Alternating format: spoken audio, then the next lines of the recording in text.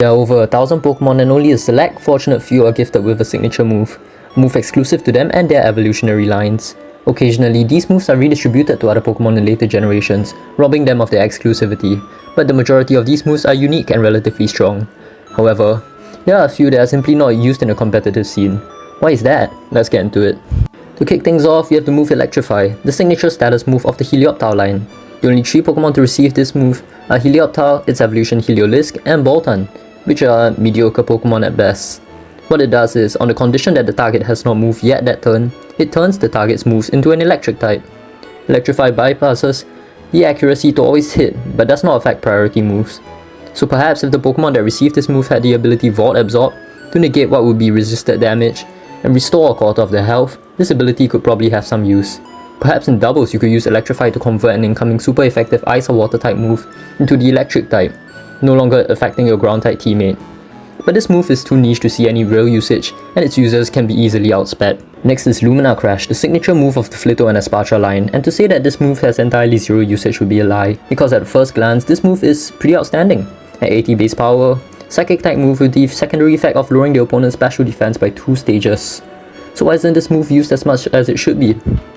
In this case, it's not the move but rather the Pokemon that's unfitting. Espatra has the infamous hidden ability Speed Boost that raises its speed by 1 stage at the end of every turn. Espatra also gets access to the move Stored Power, a base 20 Psychic type move that increases in power by 20 per stat boost, capping at a whopping 140 base power after 6 speed boosts. Pair this with Substitute to stall out turns, Dazzling Gleam, and Terra Blast for coverage, and there's hardly enough space for Lumina Crash. Lumina Crash is a behemoth of a move, which unfortunately fails to find a place in Espatra's most optimized moveset. Vita Throw is the signature move of the Machamp line, and competitively it's unheard of. A base 70 power fighting type move that doesn't check accuracy but has the drawback of -1 priority. Focus Punch is a base 150 fighting type move with negative priority. Yet it's a prominent threat in the Gen 3 and Gen 4 OU metagames. So why isn't Vita Throw the same? It's simply because of the reduced priority. If you want a low base power move that doesn't check accuracy, why not just use Aerial Ace? Machamp has the ability No Guard anyways, which makes all moves not check priority. The -1 priority on the moves as inherently weak as Vita Throw makes it a travesty of a move.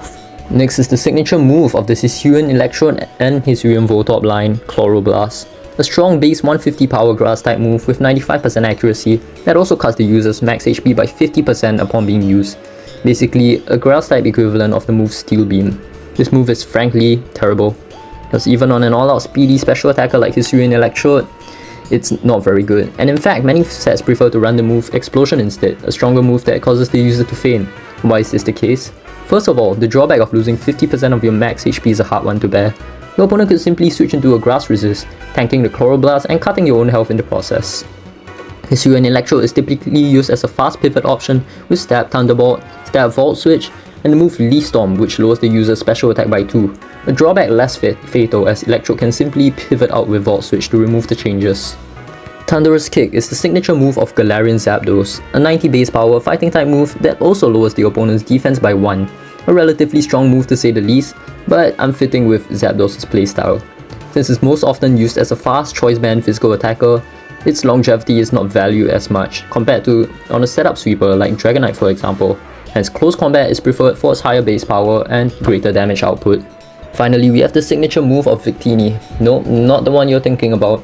The other one that you've probably never even heard of, Searing Shot, a base 100 power fire type move with 100 accuracy and a 30% chance to inflict burn.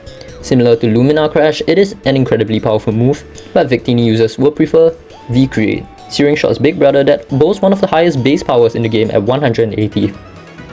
Since Victini should ideally be a choice scarf attacker, having a second fire type move feels a bit redundant and a waste of a slot. So instead it could just run moves like Ball Strike or Glaciate or Psychic for coverage. And that's it for the video. So if you enjoyed, please be sure to like and subscribe. Thanks for watching and leave your comments down below if you have any feedback. Bye!